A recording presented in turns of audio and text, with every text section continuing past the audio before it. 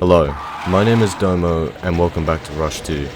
So this is map 2, this is called Deathbox, and you start off literally by hitting that switch right there, so it initiates the second wave on top of the first wave. Now what I usually do is I kind of do like, I start off with a 360 motion, so I go like a full circle around, and then I start doing the horseshoe as soon as like the next wave comes in. Because the last thing you want to do is get absolutely hoarded by a bunch of Hell Knights and Pinkies. So yeah, that's the first bit. You don't get a lot of BFG ammo at the start, but you get plenty here. There is a secret around here, but we're not going to trigger that until pretty much the end. Because otherwise it's just going to make our lives hell. It doesn't actually lose us that much time. Yet again, I did this in 6 minutes. So now what we do here is we just BFG stuff, and then we try and get through an open way. I somehow tanked the Cyber Demon rocket there, and I went for a Megasphere. Now you want to quickly hit this, and then you want to quickly run up to the lift. Now, this is basically the second and the last fight.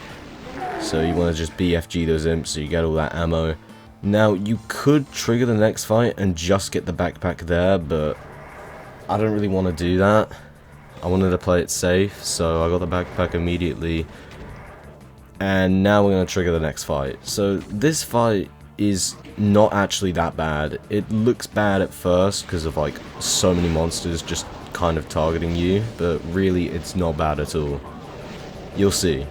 All you do is just be smart with your BFG and try and collect ammo as you're passing through. And whenever you're like down to the last couple monsters, press the switch and you're golden. Now the reason we want to skip the first fight is because infighting will do its magic. It will literally kill like the majority of the monsters there. Plus, you don't really want to get zapped by Archvals. That's like the last thing you want to do. There's a bunch of Archvals that spawn in once you hit that switch after the second wave. I suppose you could call it the third wave, but really it isn't the third wave. Yeah, so you're just going to keep BFGing those, going to keep going round. Be careful the Mancubus fireballs, they can do a lot of damage. And once you do that, I think in a couple like, I suppose in a couple loops, maybe this is the one where I hit the switch, I think it is. So I'm about to hit the switch now, and hopefully you will see me target the Mancubus. Yep, I hit the switch here. This will raise the platform up again, and it will also open up the exit. So now what I want to do is I just want to clean up the rest of this. However, I'm mainly going to target the Mancubus. And then what I'm going to do is once I've killed the Mancubus, I'm going to jump down and kill the rest of the monsters down there. And trigger the next secret, because that way I can target the next 4 Archvals on their own, without having to deal with any hassle. Okay, so now you want to jump down there, you want to kill off all the stuff. Okay, so here one Cyber Demon lives, that's not much of a problem. There was the last attempt I did, the practice one. Pretty much all the Cyber Demons lived, but everything else died. So it was quite fun. For this one, yeah, you just jump down, you clear off the Archvals first. I don't know what I did this round. I was kind of struggling to look for cells, but then I realized there was still some back there, so I probably shouldn't have panicked so much. Yeah, you clear off all the Archvals on the sides, because they can actually zap you while you're running around, and the last thing you want to do is lose your run here, because you've pretty much beaten the map at this point.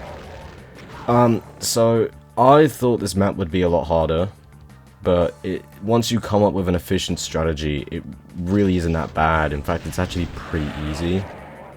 It's very menacing, like, as in how it looks, because you're crowded around a bunch of monsters at the start.